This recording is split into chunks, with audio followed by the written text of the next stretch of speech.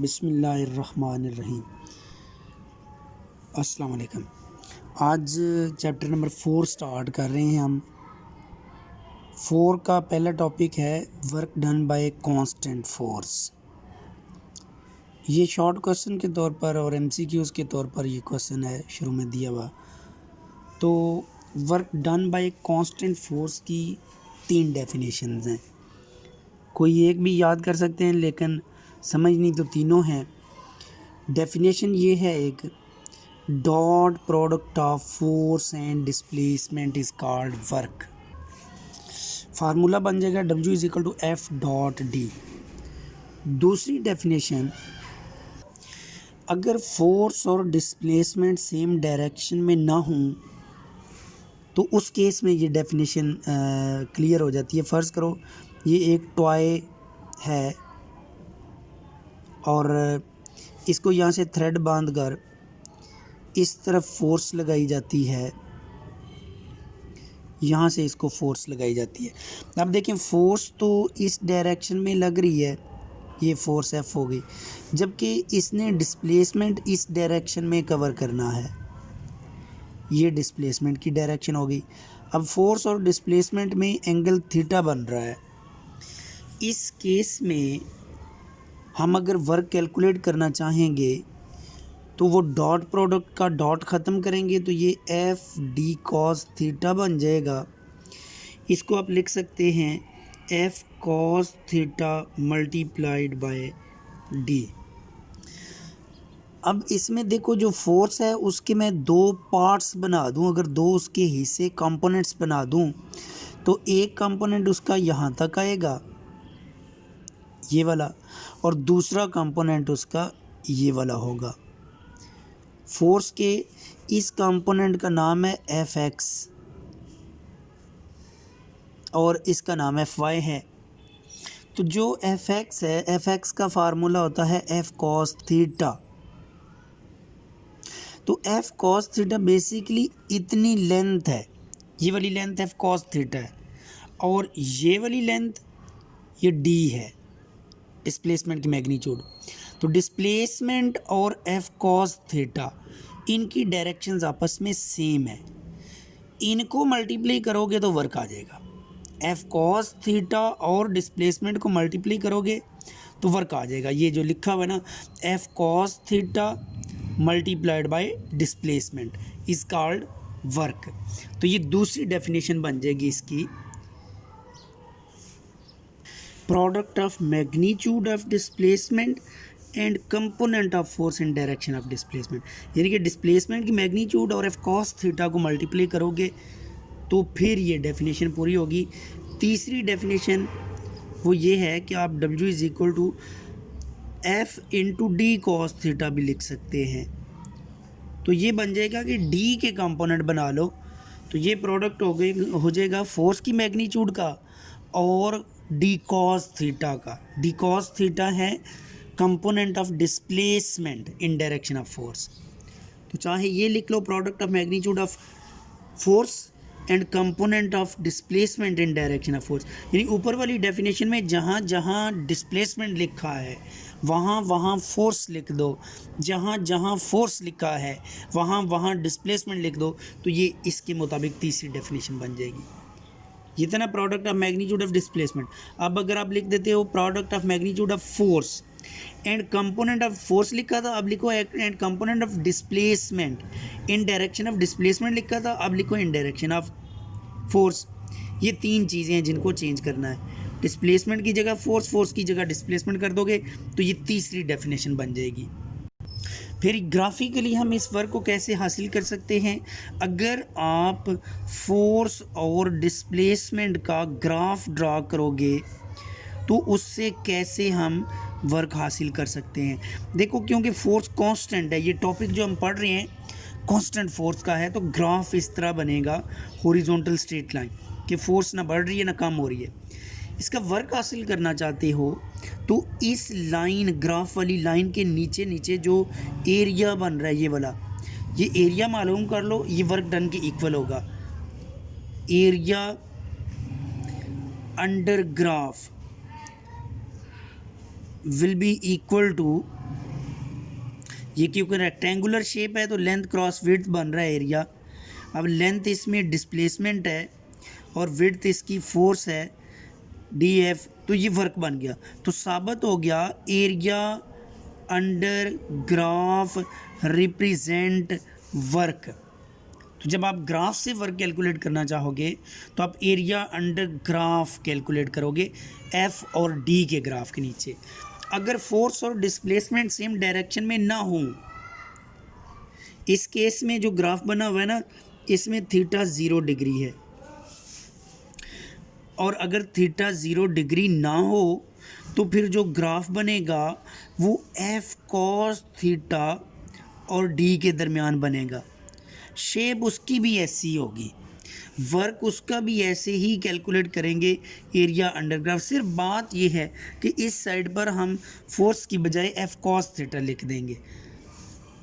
इसका भी एरिया मालूम करेंगे तो उसी तरह लेंथ क्रॉस विड्थ है, लेंथ ये डी है और विड्थ ये एफ कॉस थीटा है, ये दोनों मिलेंगे तो ये दोबारा वही वर्क डन के इक्वल आंसर आ जाएगा जी। वर्क ज़ीरो कब होता है, ये हमारी बुक में 2-3 केस दिए हुए हैं, क्योंकि वर्क का फार्मूला है W is equal to F D cos theta. तो इसमें 3 चीज़ें हैं जो वर्क को ज़ीरो कर सकती हैं, एक एफ, एक डी और एक थीटा। यही 3 केस डिस्कस किए हुए हैं। 2 तो उसने क्वेश्चन पूछे, कहता है एक दीवार पर अगर फोर्स लगाई जाए, ये एक वॉल है, इस पर एक बच्चा फोर्स लगाता है इसको गिराने के लिए, लेकिन गिरा नहीं पाता, तो वर्क कैलकुलेट कीजिए। क्योंकि दीवार ने गिरना नहीं है तो इसका मतलब है इस पर डिस्प्लेसमेंट इसने कवर नहीं किया, तो इस केस में वर्क डन ज़ीरो हो जाएगा। रीज़न क्या है? Because displacement is zero. दूसरा केस डिस्कस किया है कि अगर एक बकेट ऑफ वाटर है, बाल्टी है पानी की, ये इसमें पानी है और इसको यहाँ से लिफ्ट किया गया है इस डायरेक्शन में फोर्स लगाकर, और एक बंदा यहाँ से चलकर इधर आता है, तो इसका वर्क डन भी ज़ीरो होगा। उसकी वजह यह है कि फोर्स अपर डायरेक्शन में है और डिस्प्लेसमेंट हॉरिजॉन्टल डायरेक्शन में है। इस केस में एंगल 90 डिग्री है, तो जब एंगल थीटा 90 डिग्री हो जाए तब भी वर्क डन ज़ीरो होता है। तीसरे केस में अगर फोर्स ज़ीरो हो जाए तो फिर भी वर्क डन ज़ीरो होगा। If force equal to zero then again work is zero. तो ज़ीरो वर्क के लिए ये 3 मैंने केस लिखे, फोर्स ज़ीरो हो जाए, डिस्प्लेसमेंट ज़ीरो हो जाए या एंगल 90 हो जाए, वर्क डन ज़ीरो हुआ करेगा। कुछ इसके यहाँ पर इम्पोर्टेंट स्टेप्स गिवन हैंड पर, ये 7 पॉइंट्स मैंने लिखे हैं। पहले नंबर पर वर्क ज़ीरो होता है जब एंगल 90 हो, दूसरे पर वर्क मैक्सिमम होता है जब एंगल 0 डिग्री हो, तीसरे पर वर्क नेगेटिव होगा जब एंगल ग्रेटर देन 90 हो, चौथे पर work done F D cos 180, जब एंगल 180 डिग्री हो जाए तो कॉस 180 नेगेटिव 1 होता है तो ये माइनस एफ डी हो जाएगा। याद रखना ये भी मैक्सिमम वर्क है, ये नेगेटिव मैक्सिमम कह सकते हैं, या कह सकते हैं ये वो वर्क है जो स्टोर हो चुका है और मैक्सिमम है मैक्सिमम। 0 वाला भी मैक्सिमम, 180 वाला भी मैक्सिमम। उसके बाद है W is equal to F D cos 60 degree. अगर 60 डिग्री एंगल होगा तो कॉस 60 1/2 होता है, तो ये वर्क हाफ हो जाएगा मैक्सिमम का। वर्क स्केलर क्वांटिटी है और इसका यूनिट जॉल या न्यूटन मीटर होता है। ये सारी चीज़ें शॉर्ट और MCQs में पूछी जा सकती हैं। उसके बाद लॉन्ग क्वेश्चन है वर्क बाय वेरिएबल फोर्स। जी वेरिएबल फोर्स का वर्क जब कैलकुलेट करना होगा लॉन्ग क्वेश्चन, तो इसमें सबसे पहले वेरिएबल फोर्स की एग्जांपल्स देनी है। 2 हमारी बुक में गिवन है। फोर्स ऑफ ग्रेविटी एक वेरिएबल फोर्स की एग्जांपल है, और इलास्टिक स्प्रिंग फोर्स। ग्रेविटी की फोर्स है वो varies inversely with square of distance, जैसे जैसे सेंटर ऑफ अर्थ से दूर जाएंगे फोर्स ऑफ ग्रेविटी कम होगी। और दूसरा है elastic spring force, directly proportional to extension है, जितना स्प्रिंग को खींचोगे ज़्यादा उतनी ज़्यादा स्प्रिंग ने फोर्स लगानी है। तो ये जो पहले वाली एग्जांपल है ना, उसके साथ ये क्वेश्चन हम एक्सप्लेन करेंगे। अगर फ़र्ज़ करो एक ऑब्जेक्ट A पोजीशन से B पोजीशन पर आता है और इस दौरान फोर्स कांस्टेंट नहीं है, ये टेढ़ा सा पाथ मैंने शो किया जो शो करता है कि फोर्स कांस्टेंट नहीं है। तो आप इस केस में अगर वर्क कैलकुलेट करना चाहते हो तो इसके छोटे छोटे स्टेप्स बना दो, यहाँ से यहाँ तक, इधर तक, ये छोटे छोटे स्टेप्स बनाएंगे। पहले स्टेप का फ़र्ज़ करो जो डिस्प्लेसमेंट है वो डेल्टा D1 है और पहले स्टेप पर जो फोर्स लग रही है वो F1 है, एंगल θ1 है। इसी तरह दूसरे स्टेप का डिस्प्लेसमेंट ये वाला डेल्टा D2 है, इस पर लगने वाली फ़ोर्स F2 है, एंड सो ऑन। आपने हर स्टेप पर लगने वाली फ़ोर्स, उसका डिस्प्लेसमेंट और उसका एंगल थीटा, ये एंगल θ2 है, ये चीज़ें आपने इधर लिख दी हैं। हम करेंगे ये कि तमाम स्टेप्स का अलग-अलग वर्क कैलकुलेट करेंगे, फिर तमाम वर्क्स को ऐड कर देंगे, आंसर आ जाएगा। हमने स्टेप्स में डिवाइड क्यों किया? डिवाइड इसलिए किया, देखो हमारे पास work done by constant force का तो फार्मूला था, वेरिएबल फोर्स का फार्मूला नहीं था। तो हमने स्टेप इतने छोटे बनाए कि हर स्टेप में फोर्स कांस्टेंट है। Force is constant in each step, इतने छोटे स्टेप बनाने हैं। तो फिर वो कांस्टेंट फोर्स वाला फार्मूला भी लग जाएगा, लेकिन वो हर स्टेप पर अलग अलग लगेगा, क्योंकि डिफरेंट स्टेप्स की फोर्स डिफरेंट है, लेकिन एक स्टेप के अंदर फोर्स हर जगह पर सेम है। तो हम पहले पहला वर्क कैलकुलेट करेंगे, उसको W1 कह देते हैं। वो आ जाएगा F1 cos θ1 डेल्टा D1। दूसरे स्टेप का कैलकुलेट करेंगे F2 cos θ2 delta D2 and so on. आखिरी स्टेप का करेंगे WN Fn cos θn delta DN। इन तमाम को ऐड कर देंगे, टोटल वर्क आ जाएगा WT is equal to W1 plus W2 plus so on up to WN। इनकी वैल्यूज़ पुट कर देते हैं, तो ये F1 cos θ1 delta D1 plus so on. आखिरी स्टेप का लिख देता हूँ Fn cos θn delta DN। तो ये आपने तमाम स्टेप्स के वर्क को ऐड कर लिया। इसको लिखने का तरीका ये भी सही है, समेशन फॉर्म में sigma Fi cos θi delta Di, I varies from 1 to n। तो ये टोटल वर्क कैलकुलेट करने का मेथड था जब फोर्स वेरिएबल हो जाए। ये लॉन्ग क्वेश्चन है, मैंने बीच में थ्योरी नहीं लिखी, सिर्फ मैथमेटिकल स्टेप्स लिखे। आपने डायग्राम को एक्सप्लेन कर देना है। Suppose object is at point A, if it is moved from point A to point B as shown in diagram, force is not constant here, so वो divide the path into small steps so that force remains constant during each step. Then find the work in each step separately and then add all works. ये वो काम मैंने सारा कर दिया है, इसी को आपने थ्योरी में एक्सप्लेन कर देना है।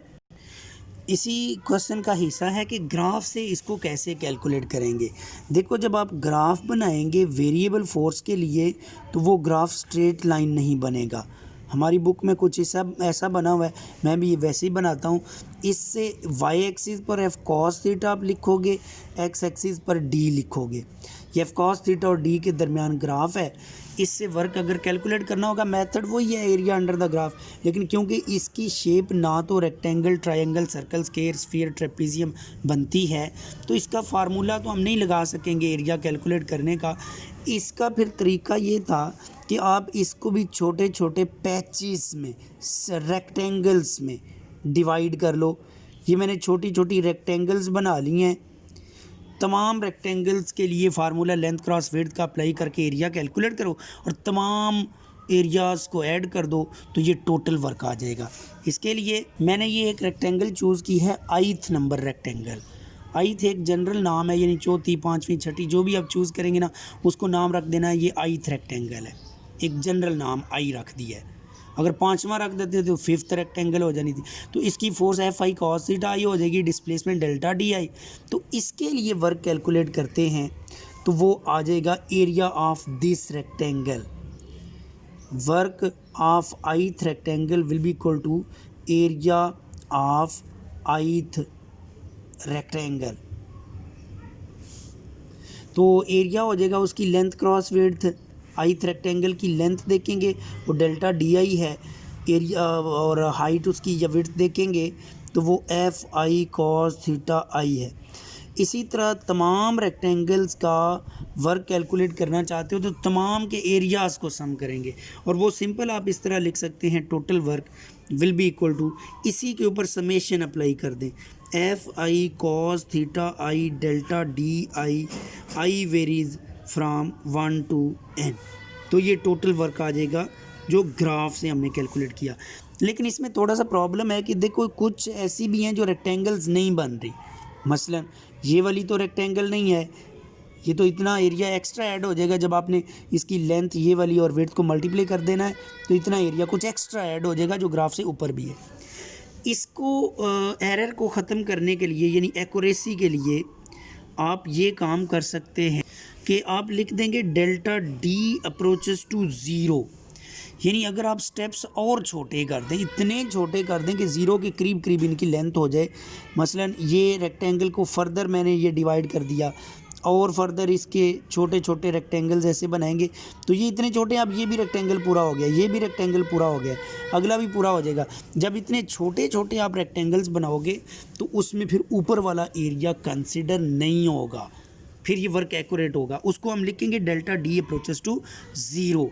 तो ये दोबारा फिर फार्मूला ये बन जाएगा डब्ल्यू टी, वही ऊपर वाला फार्मूला लिखेंगे, sigma F I cos theta I delta D I varies from 1 to n, और इधर लिख देंगे limit delta D approaches to zero. इसका मतलब होगा कि जब delta D very very small रखोगे तो उस वक्त एक्यूरेट वर्क हो जाएगा। और रिज़ल्ट इसका हमने ये निकाला कि एरिया अंडर ग्राफ वर्क को रिप्रेजेंट करता है, area equal to work done. Okay जी, अल्लाह हाफिज़।